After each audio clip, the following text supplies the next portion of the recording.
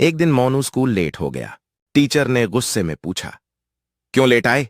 मोनू बोला, ma'am alarm तो बजा था पर मम्मी ने स्नूज कर दिया। टीचर बोली, और होमवर्क?